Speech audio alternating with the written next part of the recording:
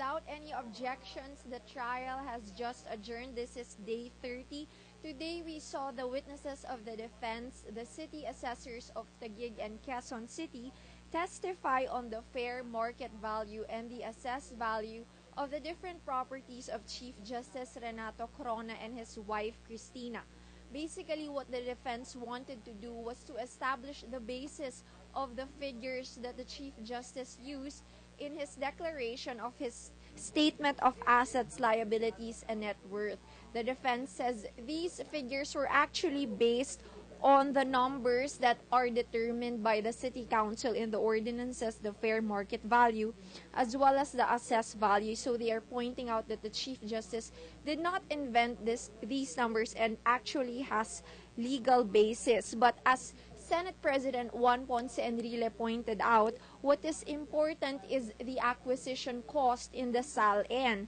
But as we saw the statement of assets, liabilities, and net worth of the Chief Justice, he did not fill up the columns of the SAL-N. And Enrile was saying that the debate on the other values is actually irrelevant because what's important is the acquisition cost, which he says does not change over the years as compared to the other values.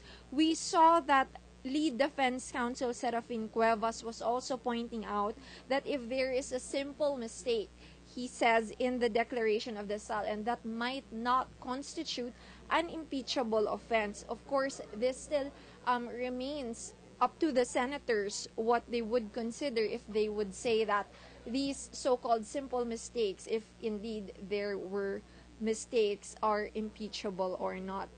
Also, Senator Francis Chis Escudero asked for clarification, particularly in the form of a legal memorandum on the issue of ownership, as we saw in past days.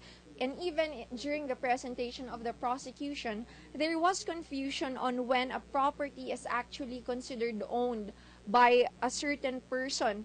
Specifically, the debate is on the McKinley property, allegedly owned by the daughter of the Chief Justice, Charina Corona, and the Marikina property, which the defense claims is the property of Corona's second cousin, Demetrio Vicente. Senator Escudero wants clarification because the defense, he says, and the prosecution are raising different arguments on when actually these properties are considered owned by either Charina or the Chief Justice and the Corona couple or Demetrio Vicente. So we will see that in the coming week. Next week, the defense will continue to present more witnesses on the Corona properties. As of now, what was just tackled is Bellagio, Bonifacio Ridge, La Vista, Burgundy, Ayala Heights properties, and they would likely present evidence on the other properties of the Chief Justice. So we will see if their witnesses and their evidence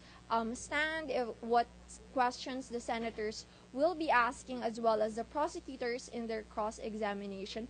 Thank you for joining us. This is day 30 of the Corona trial. Join us again for week 9 of the impeachment trial next Monday. I'm Ayi Macaraig. This is the live stream of Rappler.com.